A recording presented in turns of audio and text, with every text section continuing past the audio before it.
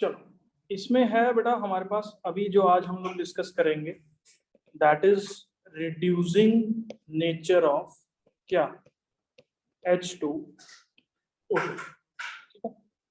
अब हम लोग इस एक्शन को ट्रीट मतलब देखेंगे इन कहां पे एसिडिक मीडियम के अंदर ही हम लोग इसको देखने वाले हैं। ठीक है, अब क्वेश्चन आता है कैसे पता लगेगा कि ऑक्सीडाइजिंग है कि रिड्यूसिंग है।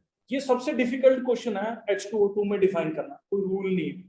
ठीक है, बस कंपाउंड्स के नाम दे रखे हैं आपको जो H2O2 से एसिडिक मीडियम में होंगे, तो उनको देख के बताना होगा कि ऑक्सीडाइज होता है रिड्यूस होता है। मतलब आपको पहचान होनी चाहिए कि ये क्या रहता है। ठीक है, थोड़ा बहुत जितना भी देखेगा वो मैं आपके साथ अभी करता रहूंगा डिस्कस। अब इसमें देखना KMnO4 का जो सोल्यूशन है ना, पहली रिएक्शन डिस्कस कर रहा हूं मैं। KMnO4 के सोल्यूशन के अंदर अगर H2O2 डाल दो इस मीडियम के अंदर, एसिडिक मीडियम के अंदर, तो ये यहाँ पे क्या हो जाता है, रिड्यूस हो जाता है। रिड्यूस हो जाता है मतलब इसके अंदर से ऑक्सीजन निकल जाती है।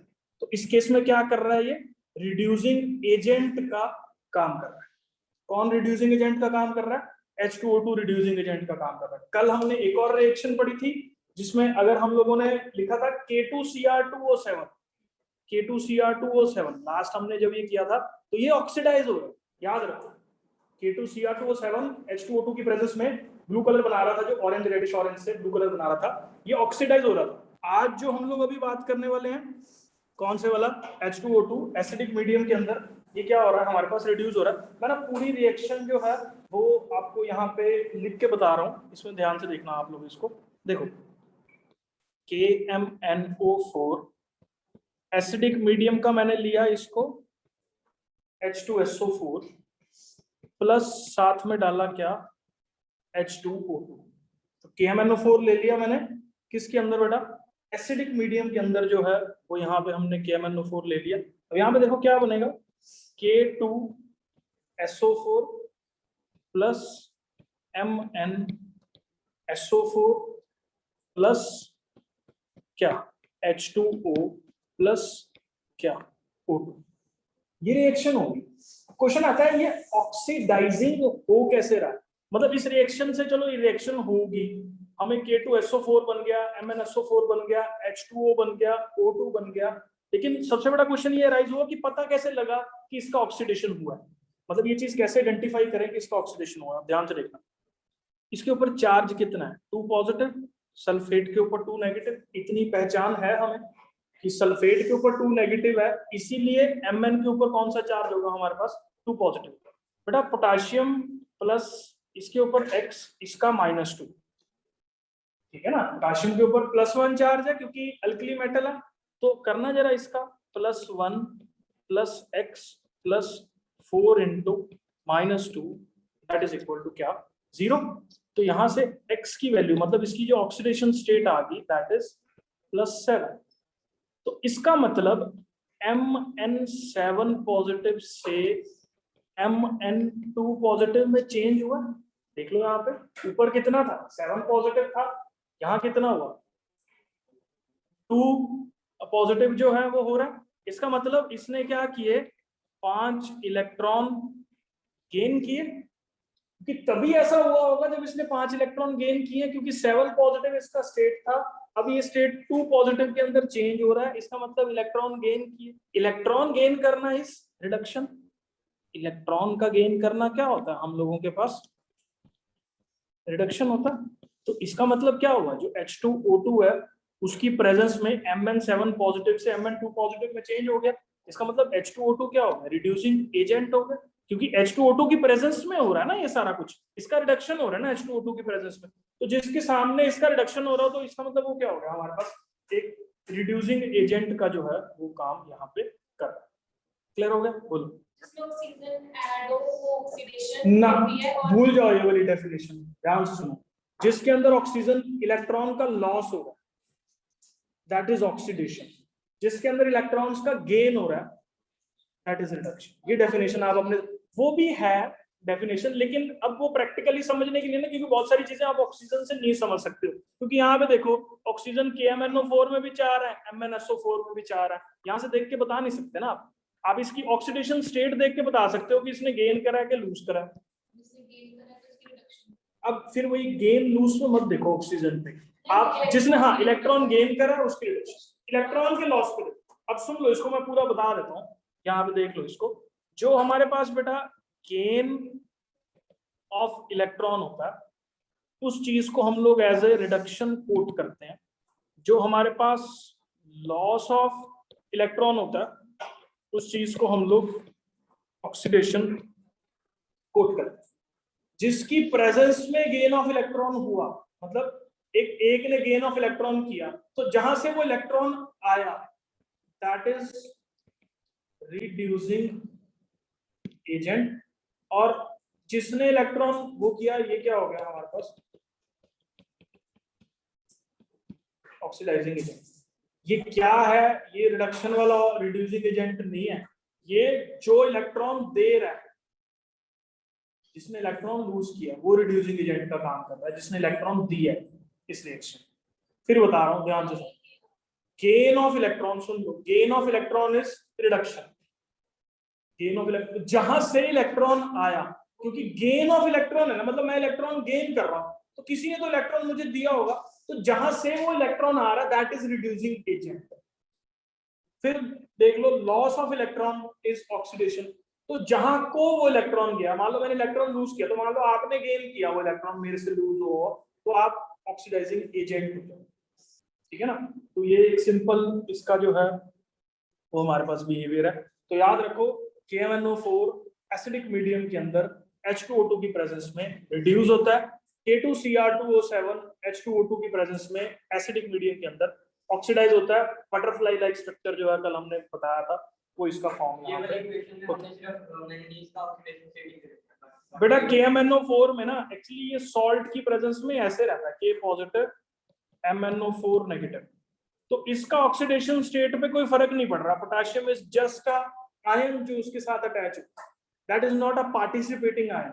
रिडक्शन ऑक्सीडेशन के प्रोसेस में पार्टिसिपेट नहीं कर रहा हमारे पास, कौन बोला, पोटेशियम। तो इसलिए लिखो ना लिखो कोई फर्क नहीं पड़ता, सिर्फ उसके अंदर क्या बचता है, मैंगनीज ही बचता है एलिमेंट, ठीक है, तो जिसको हम लोग कंसीडर कर रहे हैं।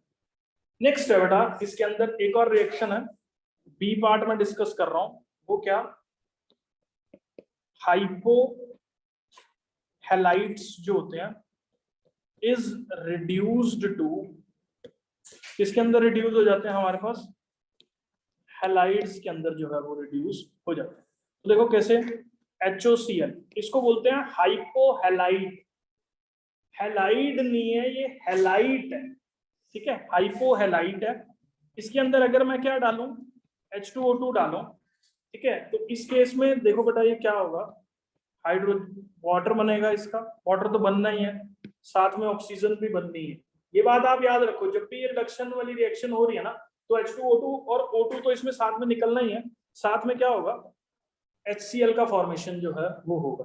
अब देखो इसका बहुत सिंपल है, इसको अंडरस्टैंड करना, इसने ऑक्सीजन लूज कर दी, इसको वैसे समझ लो, तो क्या होगा, रिडक्शन हो गया, ठीक है। तो इस चीज का हमारे पास यहाँ पे क्या हो गया, रिडक्शन जो है वो हो जाएगा, ठीक है। अब इसको दूसरे तरीके से भी बता देता हूँ, इलेक्ट्रॉन वाली सेंस से भी, ये भी देख लेना आप यहाँ पे। अब इसकी वैलेंसी 1 है, इसकी -2 है, इसकी x ले लो, ठीक है। तो बोलो क्या हुआ, +1 -2 plus x that is equal to 0। तो यहाँ पे x की वैलेंसी होगी प्लस का 1, क्योंकि ऑक्सीजन बहुत ज्यादा इलेक्ट्रॉन नेगेटिव है, ये इसका एक इलेक्ट्रॉन खींच के बैठे। यूजुअली क्लोराइड आयन -1 देता है, लेकिन इस केस में यहाँ पे +1 फॉर्म कर, ये चीज समझ में आ गई। अब देखो क्लोराइड के ऊपर कितनी थी, +1 थी, अब क्लोराइड की कितनी बन गई, -1 बन गई, क्योंकि HCl में -1 है। अब ये तभी बनी होगी जब इसने 2 इलेक्ट्रॉन गेन किए होंगे, तो गेन किए इलेक्ट्रॉन तो क्या होगा, दिस इज रिडक्शन। ऑक्सीजन की भाषा में भी मैंने समझा दिया, इलेक्ट्रॉन की लैंग्वेज में भी समझा दिया, जो आपको इजी लग रहा है समझना वो आप देख लो। HOCl था, ऑक्सीजन लूज कर दी, तो मतलब रिडक्शन हो गया। और कैसे रिडक्शन हुआ, इलेक्ट्रॉन्स की टर्म में, तो इलेक्ट्रॉन उसने गेन कर लिए, तो रिडक्शन हम लोगों के पास हो गया।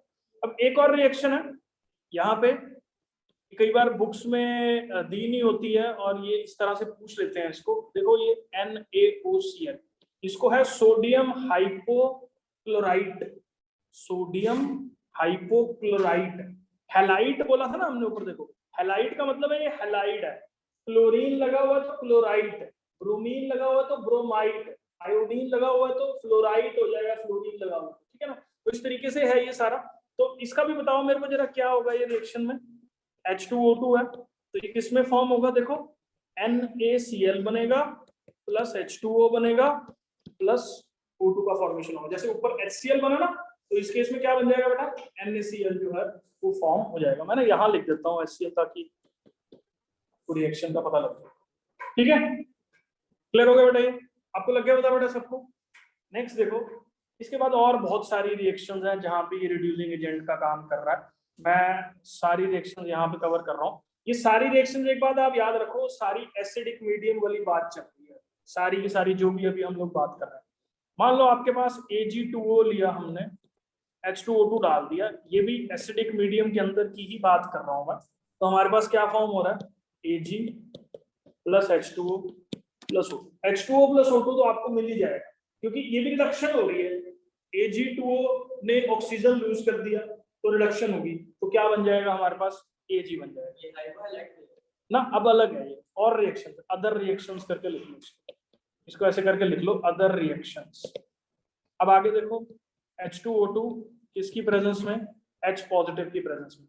एक मिनट, ये है यहाँ पे O4, ठीक है, तो ये बनेगा KiO3 plus H2O plus O2।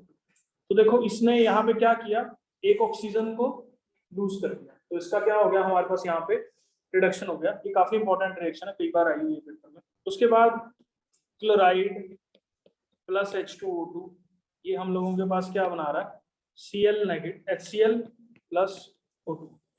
ये भी देख लो ये रिएक्शन, इसके अंदर क्लोरीन की वैलेंसी कितनी है, 0। कैसे, X ले लो, 2 टाइम्स X इज 0 क्योंकि ओवरऑल चार्ज 0 है, तो X की वैल्यू कितनी हो जाएगी, 0। क्लोरीन के ऊपर वैलेंसी कितनी है इसकी, 0, यहाँ पे कितनी है, -1। तो आप ये देख लो क्लोरीन जो है वो 0 वैलेंसी से इसमें चेंज हो गया, -1 में चेंज हो गया। तो इसने क्या किए, एक इलेक्ट्रॉन गेन करा एसिडिक मीडियम के अंदर, तो ये हमारे पास क्या हो रही है, इसकी रिडक्शन हो रही है। तो हम लोगों के पास ये क्या हो गया, रिड्यूस हो गया C8 जो है, ठीक है। एक और रिएक्शन है यहाँ पे ऐसे ही, PbO2 किसकी प्रेजेंस में, H2O2 की प्रेजेंस में, क्या बनेगा ये, PbO plus H2O plus O2, ठीक है। ऑक्सीजन एक इसने लूज कर दिया, PbO plus H2O plus O2 जो है वो फॉर्म हो गया ना। ऊपर वाली रिएक्शन में वाटर नहीं है, ऊपर वाली रिएक्शन में HCl फॉर्म हो रहा है और साथ में जो है ऑक्सीजन निकल रही है। मतलब आप ये देख लो, ये दोनों पूरे कंबाइन करके आपस में, और ये O जो है वो अलग, ठीक है। ये तो एक ये रिएक्शन होगी। अब अगली रिएक्शन है, ये बड़ी इंपॉर्टेंट है और कई बार पेपरों में आ रखी है ये कॉम्पिटिटिव एग्जाम्स में, NH2OH प्लस H2O2, ये क्या बनाएगा, ये थोड़ी सी ना उल्टी रिएक्शन है, ये बनाएगा यहाँ पे N2O3 प्लस साथ में फॉर्म हो रहा है हमारे पास क्या, H2O, ठीक है। एक साथ में क्या फॉर्म हो रहा है, H2O जो है वो फॉर्म, मतलब NH2OH के साथ H2O2 डाल दो तो N2O3 प्लस क्या फॉर्म हो रहा है हम लोगों के पास, H2O जो है वो फॉर्म हो रहा है। अब ये हमारे पास जो है ये भी इसकी रिएक्शन जो है वो क्लियर हो गया। अब ये शायद आपको डाउट आ रहा हो कि इसके अंदर कैसे रहेगा, कोई बात नहीं, इसको ऐसे देख लो, X ले लो इसको, ठीक है, और ये क्या है, -2 है, तो क्या होगा 2 times X plus 3 into -2 that is equal to 0। X की वैल्यू क्या आ गई यहाँ पे, देखो बेटा X की वैल्यू कितनी आ रही है, 6 3 आ गई, 3 प्लस का इसका देख लो, और ये क्या +1, X plus 2 into +1 plus oxygen का क्या -2 plus 1 that is equal to 0। नहीं बेटा, X की वैल्यू कितनी आएगी, 2 -2, ये -1 आ जाएगा, ठीक है। इसमें भी कैसे पता लगेगा किसपे X लेना है, तो नाइट्रोजन बेटा देखो यहाँ पे ना हाइड्रोजन ऑक्सीजन को तो आपको कंसीडर नहीं करना, उसके ऊपर की वैलेंसीज को, हाइड्रोजन देखो रट्टा मारने का तरीका बताओ, हाइड्रोजन ऑक्सीजन को भूल जाओ, उसको मत लो, जो उसके अलावा कोई एलिमेंट है ना उसकी बात करते हैं। हाँ, और उसका देख लो, यहाँ पे नाइट्रोजन बचता है हमारे पास, ठीक है, तो नाइट्रोजन को देख लो एक बार, देखना बेटा इस पे चार्ज कितना आ रहा है, यहाँ पे -1 आ रहा है, मैंगनीज लिया ना हमने। अरे वो मैं बोल रहा हूँ ना, के पार्टिसिपेट नहीं करने वाला ना, के पार्टिसिपेट, क्योंकि उधर भी के पॉजिटिव है, उधर भी के पॉजिटिव है, तो के पार्टिसिपेट जो है वो नहीं कर रहा है इसके अंदर। अबे यार एक मिनट रुक जाओ, ये यहाँ पे हमारे पास हुआ क्या, ये इसका ऑक्सीडेशन स्टेट जो है कितना बना इसका, जो वैलेंसी आ रहा है इसका -1 नहीं बनेगा यार, ये ना -1 यहाँ से आ रहा है, एक मिनट रुको जरा, एक्चुअली ना इसका स्ट्रक्चर जो है ना थोड़ा सा अलग हो गया, ये मॉलिक्यूल कुछ ऐसा मॉलिक्यूल है, ठीक है, इसकी वैलेंसी कितनी बैठेगी इस तरीके से ना, इसकी वैलेंसी निकल नहीं रही है एक्चुअली, रुको जरा एक मिनट, इसकी वैलेंसी ना एक्चुअल में आएगी यहाँ पे, देख लो बेटा इसको, फिर ना हम लोग यहाँ पे बोल देता हूँ ना, आप लोग इसको यहाँ पे मत लिखना, ये एक्चुअली कौन सी नेचर, यहाँ पे देख लो बेटा -1 से क्या हो रहा है, ये +3 में चेंज हो रहा है, तो -1 से +3 में चेंज हुआ, तो इसका मतलब इसने 4 इलेक्ट्रॉन क्या करे, लूज किए, तो रिड्यूसिंग एजेंट का काम नहीं कर रहा, इसके अंदर ऑक्सीडाइजिंग एजेंट का जो है वो काम चल रहा है, H पॉजिटिव की प्रेजेंस में जो है ये रिएक्शन साथ में टेक प्लेस करेगा। ये एग्जांपल ध्यान से लिख लेना, NH2OH का मैं फिर बोल रहा हूँ वीडियो के अंदर, NH2OH जो है H2O2 ऑक्सीडाइजिंग एजेंट वाला एग्जांपल है, रिड्यूसिंग एजेंट वाला एग्जांपल जो है ये हमारे पास ये नहीं। तो ये तो बात थी बेटा किसकी, हमारे पास एसिडिक मीडियम की, और ये जो दूसरे वाली रिएक्शन करी हमने, ये देख लिया सारा, जहां पे रिड्यूसिंग एजेंट की तरह जो है वो एक्ट कर रहा है। अब एक और बड़ी खतरनाक रिएक्शन है इसके अंदर, जो हमारे पास क्या है, एक सेकंड, ये दो एनसीईआरटी वाली, दो एनसीईआरटी की रिएक्शंस हैं, इसी कैटेगरी के अंदर फॉल कर रही हैं, मैं वो डिस्कस कर रहा हूँ। एनसीईआरटी में देखना जरा रिएक्शन कैसे लिखी हुई है, एनसीईआरटी में रिएक्शन लिख रखी है Mn2 positive plus H2O2 gives Mn4 positive plus OH negative, ठीक है। एनसीईआरटी में जो है ये रिएक्शन इस तरीके से नोट कर रखी है, सिर्फ ऐसे आयनिक फॉर्म में दे रखी है। तो एक मिनट देखो जरा, इसमें हुआ क्या, दो इलेक्ट्रॉन लूज हो गए, दो इलेक्ट्रॉन लूज हो गए, तो मतलब ये क्या हो रहा है, H2O2 क्या एक्ट किया, इतना बता दो ना, ये दो इलेक्ट्रॉन का लूज होना इज ऑक्सीडेशन, तो ये क्या हो गया हमारे पास, ऑक्सीडाइजिंग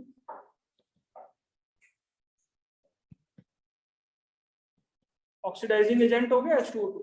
अब ये रिएक्शन ना मैं आपको दूसरे तरीके से लिख के बताता हूँ, कई बार ये तो आयनिक फॉर्म में एनसीईआरटी ने दे रखी है, कॉम्पिटिटिव पॉइंट ऑफ व्यू से या वैसे ऑब्जेक्टिव्स में ये रिएक्शन कैसे आ सकती है, वो Mn2 पॉजिटिव की जगह ना क्या लिख देगा, MnSO4 लिख देगा, प्लस साथ में क्या कर देगा, H2O2 कर देगा, ठीक है, और यहां से जो है ये कुछ बना देगा, यहाँ पे प्रोडक्ट हमारे पास क्या, MnO2 प्लस साथ में ये SO4 2 नेगेटिव अलग हो जाएगा, और जो है वो वाटर अलग हो जाएगा।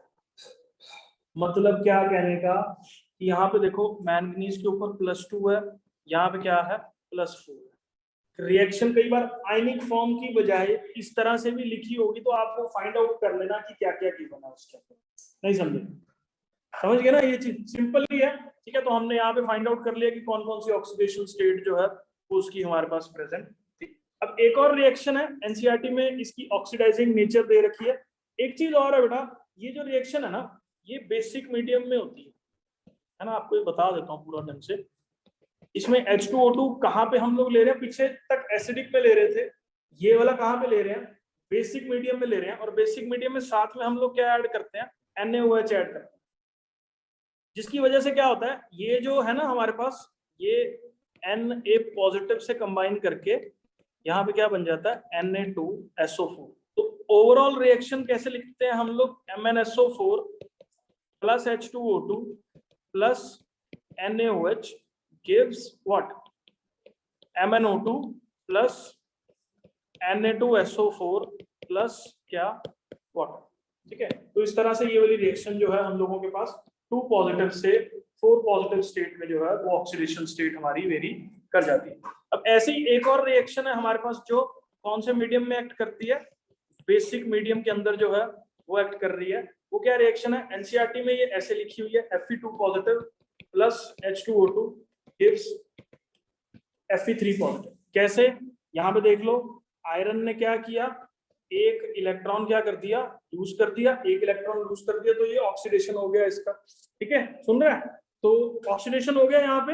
अब ये रिएक्शन दूसरे तरीके से अगर मैं लिख दूं तो वो कैसे होगी, देखो इसको देख लेना, FeSO4 plus H2O2 plus KOH, क्योंकि बेसिक मीडियम में हो रही है तो KOH डाल दिया। जरा इसका प्रोडक्ट आप गेस करो क्या बनेगा, Fe2O3, जैसे यहाँ पे MnO4 बना ना, मैंगनीज के साथ 2 ऑक्सीजन जो है वो ऊपर जुड़ गए थे, यहाँ पे क्या बनेगा, आयरन के साथ ऑक्सीजन जो है वो जुड़ रहे हैं, प्लस साथ में K2SO4 बन रहा, प्लस साथ में क्या बन रहा है यहाँ पे H2O जो है वो फॉर्म हो रहा है। इस केस में आयरन के ऊपर +3 ऑक्सीडेशन स्टेट है, इस केस में आयरन के ऊपर +2 ऑक्सीडेशन स्टेट है, और ये रिएक्शन भी कहाँ पे एक्ट कर रही है, बेसिक मीडियम के अंदर जो है वो एक्ट कर रही है। मतलब बेसिक मीडियम के अंदर जो H2O2 है वो किस चीज का काम कर रहा है, ऑक्सीडाइजिंग एजेंट का जो है वो काम कर रहा है बेसिक मीडियम के अंदर। यहाँ पे इस पर्टिकुलर रिएक्शन में ये किसका काम कर रहा है, ऑक्सीडाइजिंग एजेंट का जो है वो काम कर रहा है। बोलो, इसमें NaOH ले लेते तो भी ये रिएक्शन बड़े आराम से हो जाती, तो उसकी जगह Na2SO4 जो है वो बन जाता और कोई दिक्कत नहीं है।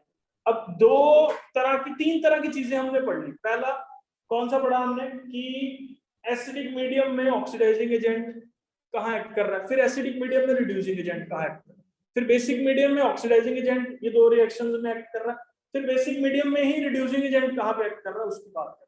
ठीक है, तो क्या बात कर रहे हैं अभी, बेसिक मीडियम है और साथ में हम लोगों के पास क्या है, रिड्यूसिंग एजेंट वाला कैरेक्टर जो है वो कहाँ पे हो रहा है, ये देख लेना, I2 प्लस H2O2, ठीक है, प्लस KOH।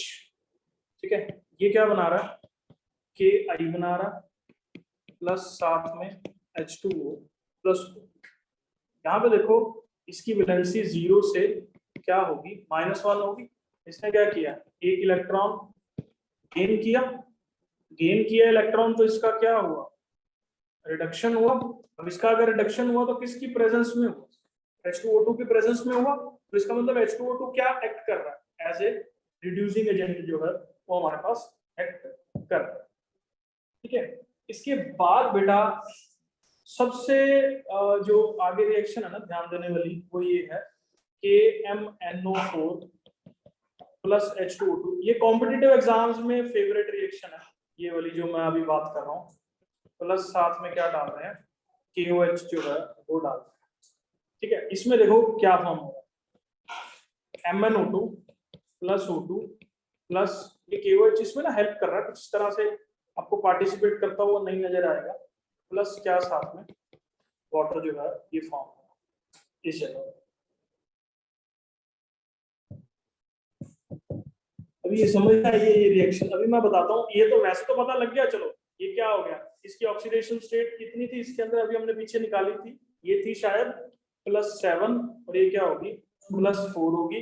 इसने क्या किया, 3 इलेक्ट्रॉन गेन किया, यहाँ पे क्या कर रहा है, 3 इलेक्ट्रॉन गेन कर रहा है। किसकी प्रेजेंस में हो रही है ये रिएक्शन बेटा, बेस की प्रेजेंस में हो रही है। मैंने यही सेम रिएक्शन अभी एसिड की प्रेजेंस में लिखी थी, ये इकलौती ऐसी रिएक्शन है जहां बच्चे कंफ्यूज होते हैं। मैं एसिड वाली रिएक्शन दोबारा लिख के बता, देखना जरा ध्यान से, KMnO4 ठीक है प्लस H2O2 किसकी प्रेजेंस में, एसिड की जो प्रेजेंस है उसके अंदर हम लोगों के पास क्या बन रहा था, MnSO4 बन रहा था, साथ में H2O बन रहा था, प्लस O2 बन रहा था, प्लस साथ में क्या बन रहा था, K2SO4 बन रहा था, क्योंकि यहाँ पे हम लोग साथ में H2SO4 ऐड कर रहे हैं। तो यहाँ पे देखो इस केस में हम लोगों के पास जो है वो क्या हो रहा है, इसकी ऑक्सीडेशन स्टेट कितनी है, Mn O2 एक दो चीजें और है, मैं एक मिनट कर रहा हूँ डिस्कस दोनों चीजें ना। एक चीज और है इसके अंदर जो पिछली रहेगी, इसका जो है ना तो कौन सा कलर होता है हमारे पास, ब्राउन कलर होता है। KMnO4 H2O2 बेसिक मीडियम में ये पर्टिकुलर रिएक्शन जो है वो शो कर रहा है, जिसमें ये रिड्यूसिंग एजेंट एक्ट कर रहा है, क्योंकि यहाँ पे जो है इलेक्ट्रॉन का क्या चल रहा है, गेन जो है वो चल रहा है, ठीक है। जबकि दूसरे केस में भी क्या हो रहा है, दूसरे केस में ये ऑक्सीडेशन स्टेट कितनी है, +7, ये कितनी है, +2।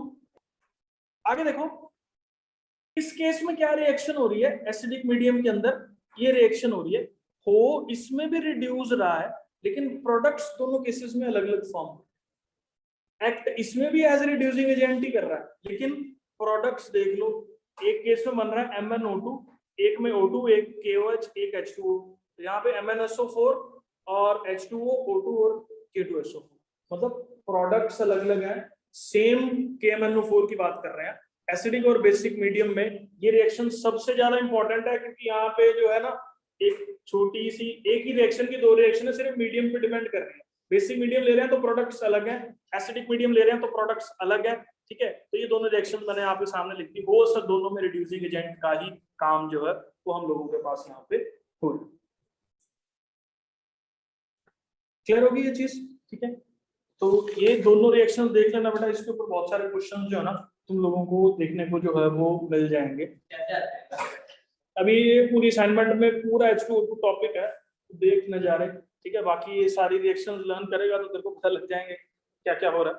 लास्ट टॉपिक है बेटा, मेन काम सारा खत्म है, अब हमारे पास 2-3 टॉपिक्स बचे हुए हैं। वो क्या कि स्टोरेज कैसे करनी चाहिए H2O2 की, क्या यूजेस हैं H2O2 के, और उसके बाद हाइड्रोजन एज ए फ्यूल हम लोग कैसे यूज करते हैं, हाइड्रोजन इकोनॉमी क्या है, हैवी वाटर क्या होता है, ठीक है। मैं देखता हूँ कितना हो पाएगा अभी, ठीक है। चलो हाँ खत्म करेंगे, चलो बात करते हैं आगे बेटा। स्टोरेज ऑफ, खत्म कर ही रहे हैं, स्टोरेज ऑफ H2O2, मतलब H2O2 जो है वो किस तरीके से हम लोग स्टोर करके रख सकते हैं। सबसे बड़ी प्रॉब्लम बेटा इसको स्टोर करने के लिए क्या है कि अगर हम लोग इसको लाइट की प्रेजेंस देना, लाइट दें तो ये H2O + O2 में ब्रेक डाउन कर जाता है। इसका मतलब इसको हम लोग डार्क बॉटल्स के अंदर जो है वो स्टोर करेंगे, क्योंकि ये स्लोली डीकम्पोज करके H2O2 जो है वो H2O + O2 के अंदर जो है वो चेंज हो रहा है।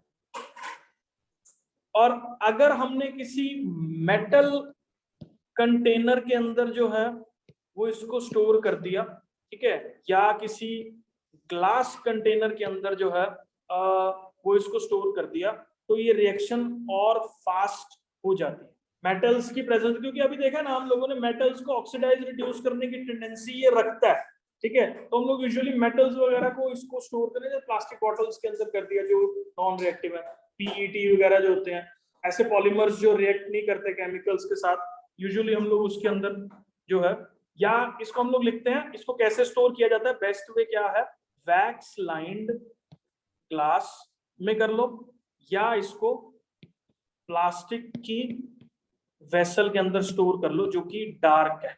वैक्स लाइंड का मतलब जिसके अंदर मोम लगी, ताकि उसका ग्लास के साथ कांटेक्ट जो है वो ना रहे, नहीं तो क्या होगा, जो उसके अंदर सिलिकॉन ऑक्साइड प्रेजेंट होता है उसको फिर फर्दर ही ऑक्सीडाइज करने या रिड्यूस करने की टेंडेंसी जो है वो रखेगा, क्योंकि ग्लास में सिलिका होता है, this is the formula of silica, ऐसा ही होगा, तो उसके साथ रिएक्ट कर जाता है, इसलिए वैक्स लाइन कर देते हैं, वैक्स जो है वो उसका कंटेक्ट खत्म कर देती है, ठीक है, जिसकी वजह से वो रिएक्ट नहीं करता। क्या कह रहे हो बेटा आप? हाँ स्ट्रॉ, हाँ वो प्लास्टिक के ही होते हैं, ठीक है। It is kept away from dust because dust can induce explosive decomposition of the compound, ठीक है। डस्ट से जो है इन चीजों को दूर रखा जाता है, हो सकता है डस्ट के अंदर कोई ऐसा केमिकल प्रेजेंट हो जिससे कोई ऐसी खतरनाक रिएक्शन हो जाए, तो दिक्कत जो है यार, ये ऑक्सीडाइजेशन और रिडक्शन की टेंडेंसी रखता है ना, तो मेटल्स इजीली जो है वो अपने इलेक्ट्रॉन लूज करके इसके साथ कुछ और कंपाउंड का फॉर्मेशन जो है वो कर सकते हैं, ठीक है। इसलिए अब देखो हाइड्रोजन परऑक्साइड हेयर को ब्लीच करने का काम कर रहा है, इसके बारे में मुझे ज्यादा जानकारी नहीं है। माइल्ड डिस मतलब बालों को ब्लीच करना क्या होता है, जो भी करना होता है, ठीक है, तो वो H2O2 की प्रेजेंस में जो है वो हम लोग कर रहे हैं। नेक्स्ट है माइल्ड डिसइंफेक्टेंट, मतलब अगर कहीं पे कीड़े मकोड़े मारने हो तो वो काम जो है ये कर रहा है। एंटीसेप्टिक का काम जो है ये करता है, दुकानों के अंदर ये ना पर हाइड्रोल के नाम से जो है वो दवाई मिलती है इसकी, पर हाइड्रोल, ठीक है। पर हाइड्रोल इज H2O2। मार्केट में अगर कहीं से लेना हो, केमिस्ट शॉप से मिल जाता है आपको H2O आराम से, लिक्विड स्टेट में जो है वो प्रेजेंट होता है। Used in the manufacture of chemicals, जो बहुत सारे ऐसे केमिकल्स हैं जिनकी फॉर्मेशन में जो है ये हेल्प कर रहा है। मैं एक मिनट देख रहा हूँ कौन कौन से मेन पॉइंट्स हैं इसके अंदर। ब्लीच करने का काम जो है ये कर रहा है। ब्लीच करने का काम कैसे कर सकता है, कौन बताएगा ये ब्लीच क्यों कर रहा है? क्योंकि H2O2 है ना, H2O2 फटाफट से ऑक्सीजन लूज कर देता है, तो डाई वगैरह के साथ रिएक्ट करके ना, जैसे देखो H2O2 है, ये किस में चेंज हो रहा है, H2O+O। तो कोई भी डाई का कलर है उसको जो है ये ऑक्सीडाइज करके एक कलरलेस कंपाउंड में चेंज कर सकते हैं। जैसे ब्लीचिंग पाउडर में भी जो मेन रिएक्ट करने वाला कंपोनेंट था वो ऑक्सीजन ही था, यहाँ पे भी ब्लीच करने का काम जो है ये कर रहा है। तो ऐसे नहीं बता सकते यार, तो डिपेंड करता है, बढ़िया घटिया तो दोनों चीजें कर रहा है, ठीक है ना। एक मिनट और देख लेते हैं हम लोग इसको।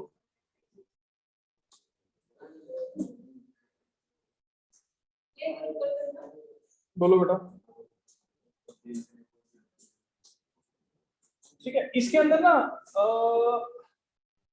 अगर किसी जगह से हमें क्लोरीन के ट्रेसेस को रिमूव करना हो, क्लोरीन के ट्रेसेस को रिमूव करना हो तो भी हम लोग इसको यूज करते हैं। क्योंकि ना ऊपर देखो हमने कहीं पे ये हाइपोक्लोराइड की रिडक्शन करी थी, कहाँ है वो रिडक्शन, हाइपोक्लोराइड वाली, ये OCl, ठीक है ना। तो ये देखो ये इस जगह से जो है वो सॉल्ट वगैरह बना, मतलब किसी जगह पे अगर डिसॉल्व्ड वाटर के अंदर ट्रेसेस प्रेजेंट है ना, क्लोरीन के ट्रेसेस प्रेजेंट है कहीं पे, तो उसको हम लोग H2O2 डाल के जो है वो साफ कर सकते हैं। क्योंकि क्लोरीन के जो ट्रेसेस है वो सॉल्ट बना के अलग हो जाए, जैसे NaOCl है या HOCl है, ठीक है, HCl अलग हो जाएगा। तो क्लोरीन को रिमूव करने का या ट्रेसेस को रिमूव करने का काम जो है ये हमारे पास यहाँ पे कर रहा है, ठीक है। एक और कंपाउंड है जिसके फॉर्मेशन में ये हेल्प कर रहा है, बस ये लास्ट है इसके ऊपर, वो क्या है, सोडियम पर ऑक्सो बोरेट। सोडियम पर ऑक्सोबोरेट का जो फॉर्मूला है बेटा, ये क्योंकि एनसीईआरटी में ना नाम मेंशन्ड होगा, हाँ ये एनसीईआरटी में नाम मेंशन्ड है, तो इसके बारे में ना मैं आपको बता देता हूँ पूरा। Na2B2O4OH4, थोड़ा अजीब सा नाम है इसका, सोडियम पर ऑक्सोबोरेट, ठीक है। अगर ये किस तरह का होता है ये थोड़ा सा मैं आपको आइडिया दे देता हूँ। ये बोरोन है ना, जो इसके ऊपर इस तरह से OH लगा होता है,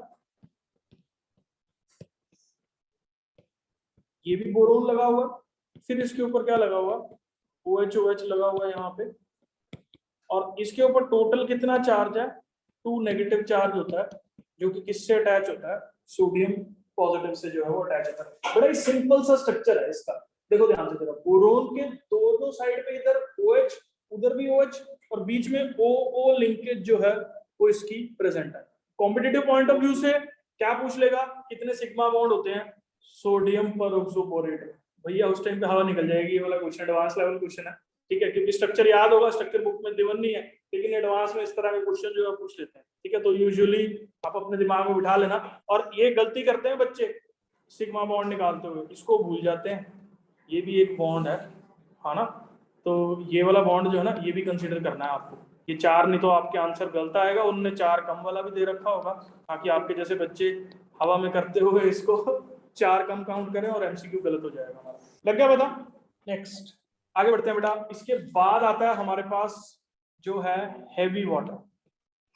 ये किस पे यूजेस में था? हाँ यूजेस में था, इस कंपाउंड के फॉर्मेशन में जो है इसका, ये ना हाई क्वालिटी डिटर्जेंट की फॉर्म में जो है इसको इस्तेमाल किया जाता है। अच्छा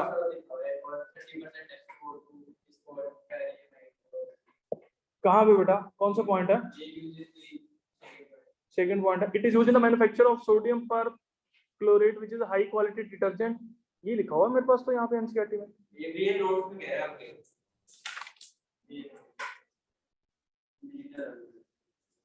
उसको रुक जा, अभी उसको मैं करूंगा, ठीक, उसको मैंने सिंक करना है अभी ना, ठीक है। आगे देखो बेटा, हैवी वाटर का क्या काम है, हैवी वाटर की फिजिकल, हैवी वाटर क्या होता है, ये लोग ना बड़ी गलती करते हैं, इसके अंदर D2O होता है हैवी वाटर, D2O मतलब जहाँ पे हाइड्रोजन की जगह हमने क्या यूज करा है, ड्यूट्रियम जो है वो इस्तेमाल करा है, ये भी क्या रहता है बेटा, देख लो इसको प्लीज, ये भी कलरलेस रहेगा, ऑर्डरलेस रहेगा, और इसका भी जो है वो टेस्ट नहीं होगा, तो ये भी टेस्टलेस रहेगा।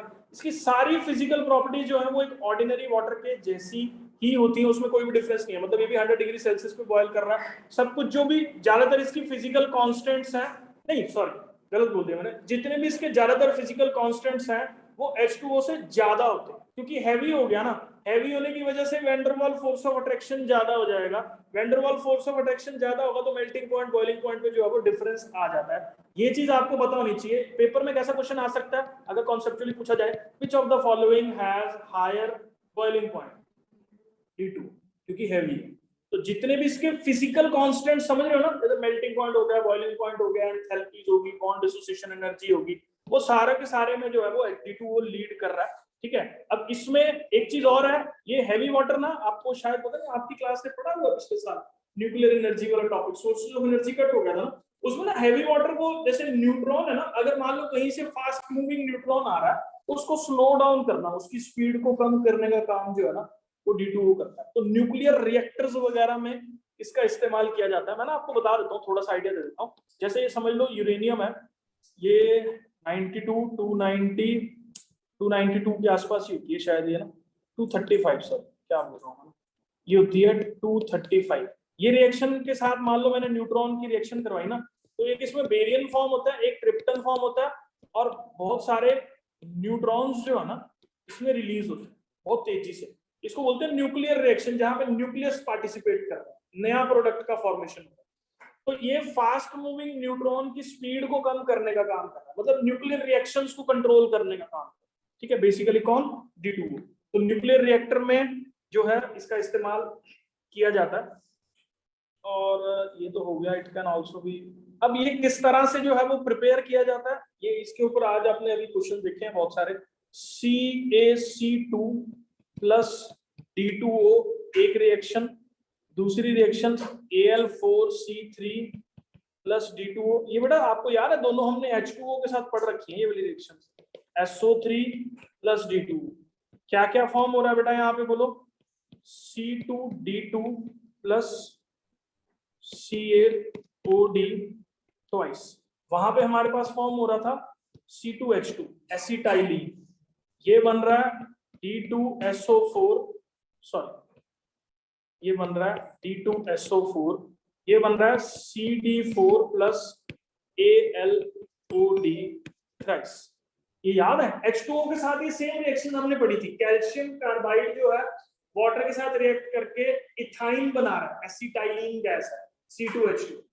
Al4C3 D2O के साथ रिएक्ट करके CH4 का फॉर्मेशन कर रहा था, यहाँ पे CD4 का फॉर्मेशन कर रहा है। और जैसे आपको पता है non metallic oxides are acidic in nature, तो नॉन मेटालिक ऑक्साइड में अगर वाटर डाल रहे थे तो H2SO4 बन रहा था, यहाँ पे क्या बन रहा है D2SO4 जो है वो बन रहा है। कुछ नहीं, बस H की जगह आपको D लगाना है, बाकी सारी प्रॉपर्टीज जो है इसके अंदर केमिकल वाली वो हमारे पास क्या है, सेम। इसके बाद बेटा जो मेन पॉइंट इसके अंदर हमारे पास आता है, ये लास्ट टॉपिक है हमारा, हाइड्रोजन को एज ए फ्यूल कैसे इस्तेमाल जो है वो किया जा सकता है। ठीक है, एक तो आप ये समझ लो कि हाइड्रोजन का जब हम लोग कंबशन कर रहे हैं तो उसमें बहुत ज्यादा अमाउंट ऑफ हीट जो है वो रिलीज होता है। दूसरा, इसका जो बाई प्रोडक्ट फॉर्म होता है दैट इज क्या, वाटर।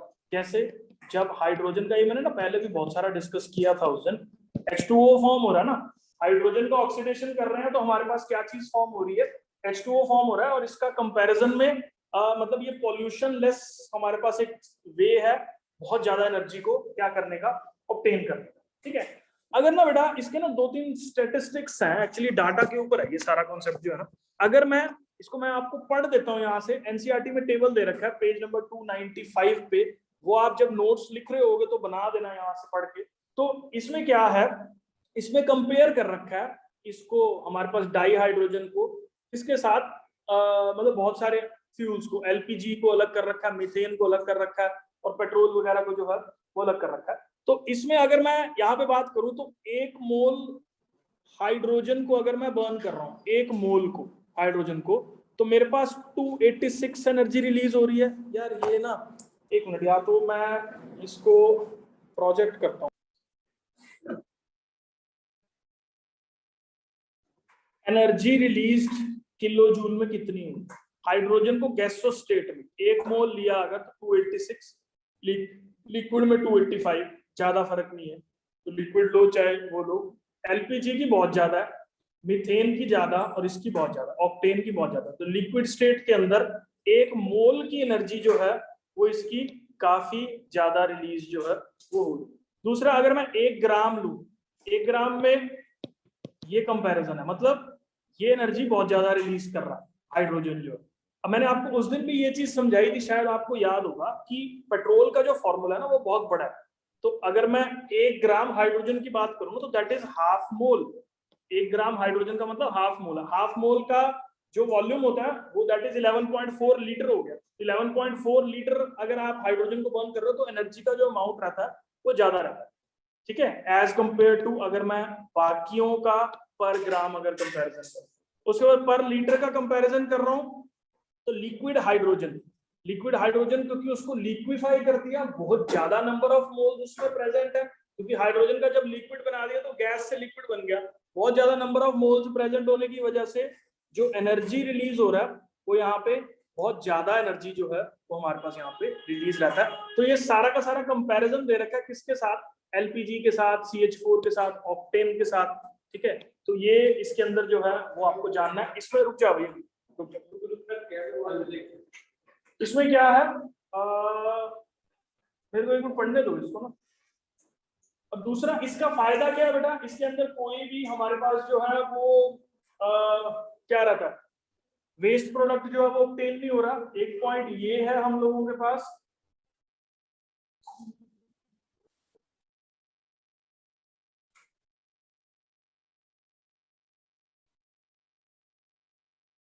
मतलब एक चीज बड़ी इंपॉर्टेंट है, ये पॉइंट जो है शायद इन्होंने लिखा होगा कि हाइड्रोजन एज ए फ्यूल की लिमिटेशन क्या है, ये मैं पढ़ रहा हूँ यहाँ पे।